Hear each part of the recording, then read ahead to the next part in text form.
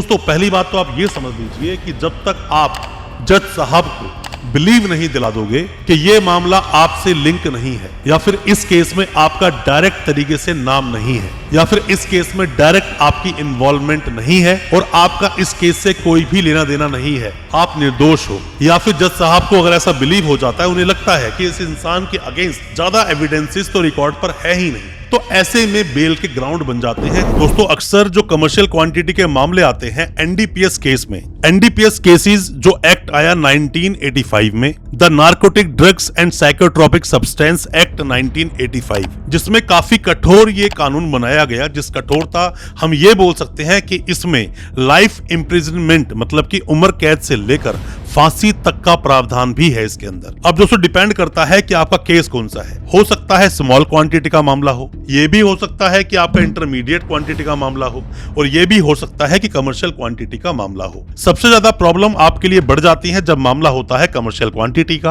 आप इसमें अगर लिस्ट में देखोगे, एनडीपीएस की जो लिस्ट होती है जो टोटल 239 तरह के नशों की बात करता है, उसमें 92 नंबर पर 92 नंबर पर ओपियम लिखा है। ओपियम जिसमें की जो स्मॉल क्वांटिटी है उसको बताया गया 25 ग्राम, और जो कमर्शियल क्वांटिटी है उसे बताया गया 2.5 किलो मतलब कि 2 किलो 500 ग्राम। हमारे पास जितने मामले आए उनमें से 2 मामलों की हम बात कर रहे हैं अभी, जैसे कि एक मामले में जो ओपियम थी वो टोटल थी 6.5 किलो, और एक मामले में थी टोटल 9 किलो, मतलब कि अफीम एक जगह थी 9 किलो, एक जगह थी 6.5 किलो। एक जगह 2 से 3 लोगों को एक साथ पकड़ा गया और एक जगह सिर्फ एक ही व्यक्ति को पकड़ा गया। अब बात करते हैं कि ऐसे में बेल किस तरह से ली जाएगी या किस तरह से सामने वाले व्यक्ति को बाहर निकाला जाए। हो सकता है किसी का झूठे में नाम आ गया हो सकता है किसी पर फेक केस बना दिया गया हो, क्योंकि किसी भी केस को अंत तक पहुंचाकर ही निर्णय लिया जा सकता है कौन दोषी है और कौन बंदा निर्दोष है। तो ऐसे ही शुरू में नहीं बोला जा सकता। तो ज्यादा कुछ जानने के लिए कैसे आप बेल लेंगे ऐसे अफीम के मामलों में, इस तरह की जो ओपियम में कमर्शियल क्वांटिटी में कोई अरेस्ट होता है, ज्यादा कुछ जानने के लिए बेल के 3 आधार क्या क्या है,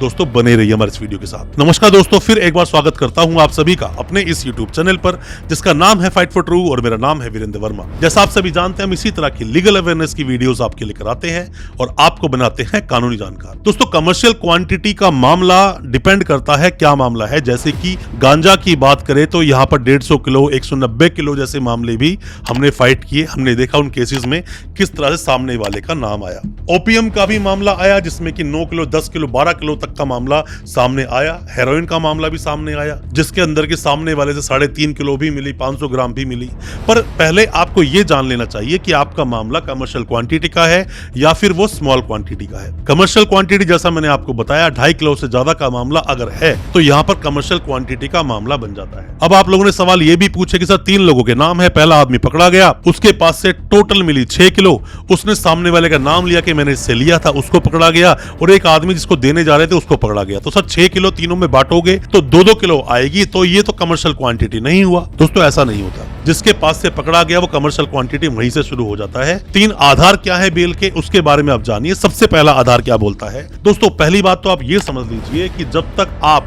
जज साहब को बिलीव नहीं दिला दोगे कि ये मामला आपसे लिंक नहीं है, या फिर इस केस में आपका डायरेक्ट तरीके से नाम नहीं है, या फिर इस केस में डायरेक्ट आपकी इन्वॉल्वमेंट नहीं है और आपका इस केस से कोई भी लेना देना नहीं है, आप निर्दोष हो, या फिर जज साहब को अगर ऐसा बिलीव हो जाता है, उन्हें लगता है कि इस इंसान के अगेंस्ट ज्यादा एविडेंसेस तो रिकॉर्ड पर है ही नहीं, तो ऐसे में बेल के ग्राउंड बन जाते हैं दोस्तों। क्योंकि एनडीपीएस जो केस है ये आम केसेस की तरह नहीं चलता, स्पेशल एक्ट है, स्पेशल जजेस हैं, स्पेशल कोर्ट्स हैं, और कमर्शियल क्वांटिटी में जल्दी से बेल नहीं होती। कोई भी वकील साहब है, कोई भी नए वकील साहब है, सबसे पहले आपको एनडीपीएस एक्ट की पूरी जानकारी होनी चाहिए, एक्सपीरियंस होना चाहिए, तभी आसानी सामने वाले की बेल करा पाओगे, केस आप जीत पाओगे। और अगर आप पर किसी पर भी ये केस है या फिर सगे संबंधी जानकार पर ये केस है तो ये वीडियो आपके बहुत काम का है। वीडियो को अच्छे से देखें। कोई भी जानकारी आप लेना चाहते हैं या फिर ऑनलाइन कंसल्टेंसी लेना चाहते हैं, दिए गए नंबर पर व्हाट्सएप करें या कमेंट बॉक्स में अपना सवाल पूछें, हम आपको रिप्लाई जरूर करेंगे और हो सकता है हमारे किसी रिप्लाई से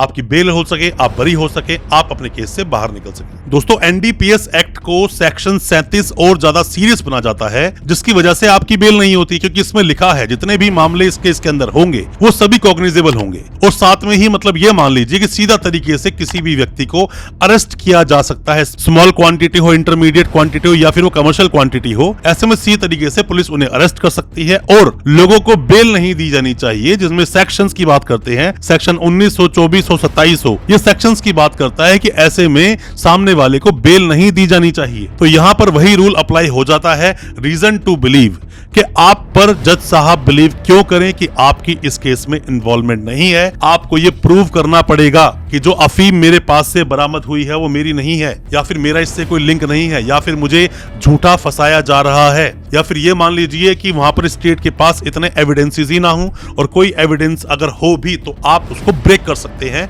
तो ही दोस्तों आपको बेल मिलेगी। इतनी आसानी से बेल आपको नहीं मिलेगी। अब हम बात करते हैं दूसरे आधार की, जिस आधार पर आप बेल ले सकते हो। दोस्तों, होता क्या है, जब भी कोई भी एनडीपीएस मामला सामने आता है और जब किसी भी व्यक्ति की अरेस्टिंग होती है, तो जब भी अरेस्टिंग होती है तो कई तरह के लकूनास टूट जाते हैं, मतलब कमियां रहती हैं केस में। अगर आपके वकील साहब बहुत अच्छे से उसकी गहन तरीके से स्टडी करके केस को समझें और अपने क्लाइंट से लगातार बात करें तो बेल होने के चांस बन जाते हैं। कुछ उसमें से मैं आपको मुद्दे बता देता हूं, क्या क्या मुद्दे होते हैं। जैसे कि पहला तो है सेक्शन 50 का नोटिस, उसकी प्रॉपर कंप्लायंस हुई या नहीं, या फिर सेक्शन 42 जो सर्च की बात करता है उसको आप देखिए, ये डिपेंड करता है केस टू केस। या फिर सीआरपीसी का सेक्शन 100, क्या उसकी कंप्लायंस हुई, मतलब इंडिपेंडेंट 2 विटनेस क्या लिए गए थे। साथ में ही जब भी कोई भी किसी भी कॉन्ट्राबैंड को जब्त किया गया, वहां पर सील होता है, मोहर की जाती है, तो सील मोहर की उसने अपने से वो सील अलग की या नहीं, इस पर डिटेल में मैंने वीडियो बनाया है, उस वीडियो को आप देखेंगे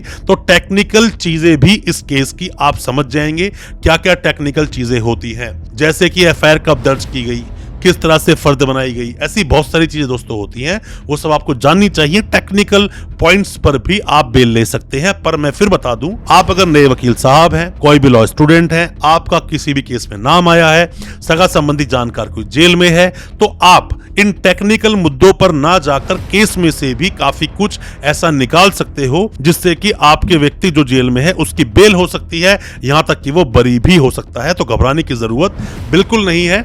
अगर आपका झूठे केस में नाम आया है तो आप उस केस से निकल भी जाएंगे, बेल भी होगी और आप बरी भी हो जाएंगे। अब दोस्तों हम बात करते हैं तीसरे आधार की। हालांकि तीसरा जो आधार बता रहा हूं उसमें 2 आधार हैं, मतलब कि टोटली 4 बन जाते हैं। पहला आधार तो दोस्तों ये कि आप कभी भी कोई भी सगा संबंधी जानकार कोई भी अगर जेल में है या आप कोई केस फाइट कर रहे हैं कोई भी एनडीपीएस केस में, तो ऐसे में आपको करना क्या है कि सीधा तरीके से सबसे पहले तो इंटरिम बेल पर ध्यान दें। अगर सामने वाले की इंटरिम बेल हो जाती है, 2, 4, 5 बार सामने वाले को जेल से आप बाहर निकाल लेते हो, 10 दिन के लिए, हफ्ते दिन के लिए, 15 दिन के लिए वापस टाइमली सरेंडर कर देते हो, तो ये आपका एक ग्राउंड बन जाता है। क्योंकि अपने देश का कानून ये बोलता है कि सामने वाले को जेल में इसलिए रखा जाता है ताकि ट्रायल ठीक से चल सके और ऐसा ना हो कि बेल देने के बाद सामने वाला फरार हो जाए। और ज्यादातर एनडीपीएस के मामलों में यही होता है, इसीलिए जजेस बेल देने से बचते हैं, बेल नहीं देते हैं। और एक और जो मैंने आपको बताया आधार बताने की बात, चौथा आधार ये भी है कि जब भी आप बेल लगाएं, आपने बेल लगाई, सेशंस कोर्ट ज्यादातर बेल को डिसमिस करते हैं, तो डिसमिस होने की वजह से आपको बिल्कुल भी सोचना नहीं चाहिए, टेंशन में आप मत आइए। कमर्शियल क्वांटिटी में इतनी जल्दी बेल नहीं होती है। हाई कोर्ट जाइए, सुप्रीम कोर्ट जाइए जरूर। हो सकता है कि सुप्रीम कोर्ट आपको 3-4 बार जाना पड़ जाए, आपका पैसा भी काफी खर्च होगा, मेंटली भी आप डिस्टर्ब हो सकते हैं, पर आपको ये फाइट तो लड़नी पड़ेगी अगर सामने वाले को जेल से निकालना है, वरना उसे सालों साल जेल में रहना पड़ेगा। यह भी हो सकता है कि पूरा ट्रायल कंप्लीट होने के बाद ही सामने वाले की बेल हो, उससे पहले बेल ना हो। तो इन बातों का आपको विशेष रूप से ध्यान रखना है। कोई भी किसी तरह के सवाल है, डाउट्स है, कोई भी चीज आप जानना चाहते हैं, पूछना चाहते हैं, दिए गए नंबर पर व्हाट्सएप करें या फिर कमेंट बॉक्स में कमेंट करें, हम आपको रिप्लाई करेंगे। हो सकता है हमारे किसी रिप्लाई से आपकी बेल हो सके, केस से बरी हो सके, आपको वो जवाब मिल सके जिन जवाबों की आप तलाश कर रहे हैं। दोस्तों अच्छा लगा आज का वीडियो, हमारी वीडियो को ज्यादा से ज्यादा अपने दोस्तों, परिजन, परिवार तक शेयर करें ताकि वो भी अपने आप को कानूनी जानकार बना सके। चैनल को सब्सक्राइब करना बिल्कुल ना भूलें, साथ में लगा बेल आइकन जरूर दबा दें ताकि इसी तरह की लीगल अवेयरनेस की वीडियोस आप तक पहुंच सके सबसे पहले। बहुत बहुत शुक्रिया दोस्तों, धन्यवाद हमारे इस वीडियो के साथ बने रहने के लिए।